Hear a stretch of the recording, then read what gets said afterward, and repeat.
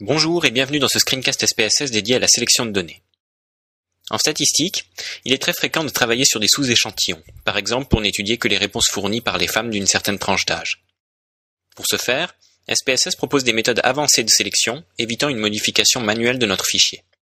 Cette leçon va se pencher sur ces diverses méthodes en vous montrant comment regrouper et masquer des variables, comment filtrer des observations, comment scinder des observations en fonction d'une variable, et comment regrouper plusieurs variables en un vecteur multiréponse. Nous en profiterons pour aborder quelques astuces de confort. Pour cette leçon, nous allons recourir à un ensemble de données préconstituées, le fichier soirée.sav. Il s'agit simplement de l'ensemble de données créées lors de la précédente leçon, assorties des trois variables concernant les types de mets consommés. Avant toute chose, sachez que SPSS nous propose de réordonner les variables dans notre jeu de données.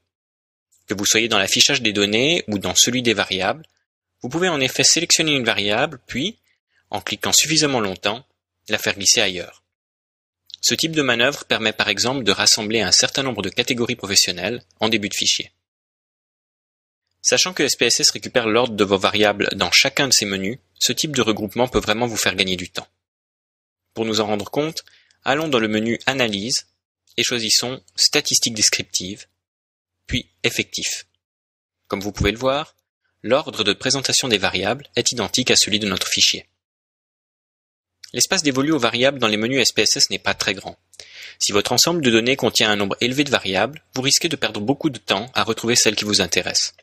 C'est pourquoi, en plus de ce regroupement manuel, SPSS nous permet de créer des ensembles de variables qui pourront être affichées ou masquées.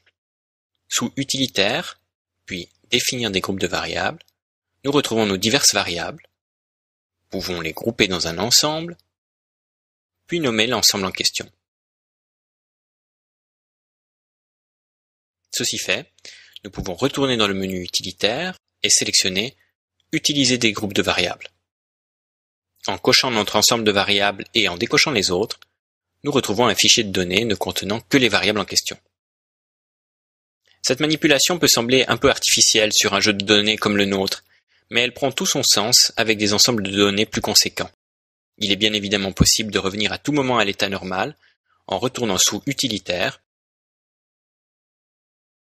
et en sélectionnant Afficher toutes les variables. Ces deux astuces relèvent essentiellement du confort. Nous allons maintenant voir d'autres méthodes de sélection, bien plus pratiques en termes statistiques. Lors de vos analyses, vous serez souvent amené à étudier des sous-échantillons de votre jeu de données complet. Par exemple, vous pourriez avoir envie de mener un certain nombre d'analyses uniquement sur vos répondantes. Vous pourriez également vouloir étudier plus précisément le profil des personnes ayant un salaire entre tel et tel revenu. Pour toutes ces situations où certaines données sont exclues, SPSS propose une fonction de filtrage. Pour y accéder, rendez-vous dans Données, sélectionnez des observations. Dans la partie gauche du menu sont listées les différentes variables de notre jeu de données. Dans la partie droite, nous allons pouvoir définir un certain nombre de règles pour filtrer nos données. C'est ce que nous allons faire maintenant en choisissant selon une condition logique et en cliquant sur Si. Le nouveau menu peut vous sembler un peu effrayant. En réalité, il s'agit simplement d'une calculatrice sophistiquée. Sur la droite, nous avons d'ailleurs accès à un certain nombre de fonctions mathématiques.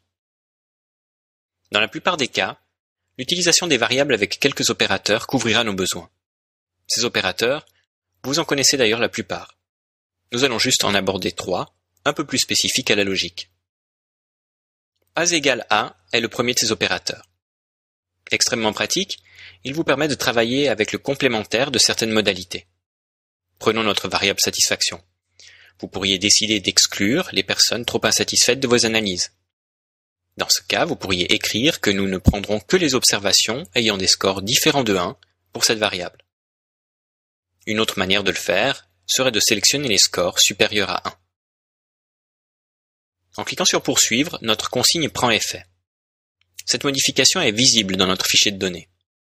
Non seulement une variable de filtrage est ajoutée à la droite de nos variables, mais on voit également que les lignes ne satisfaisant pas à notre condition sont biffées du jeu de données. Autrement dit, toute analyse menée dans ces conditions omettra les lignes tracées. Nous pouvons affiner encore davantage notre sélection. Deux opérateurs vont nous y aider. L'opérateur OU et l'opérateur ET. Retournons donc une dernière fois dans ce menu via Données, sélectionner des observations selon une condition logique. Admettons que je veuille étudier les profils des femmes ayant apprécié ma soirée. Je vais cette fois devoir faire interagir deux variables et autant de conditions. Je vais donc commencer par indiquer que je ne retiens que les femmes, en indiquant genre égale 1. J'ajoute ensuite mon opérateur et, puis j'ajoute ma deuxième condition, à savoir que la satisfaction doit être supérieure ou égale à 4. Validons. Une fois de plus, seul le sous-échantillon correspondant à mes critères a été retenu dans mon jeu de données. Une fois vos analyses effectuées, n'oubliez pas de désactiver vos filtres en retournant dans Données, sélectionner des observations, puis en cochant toutes les observations.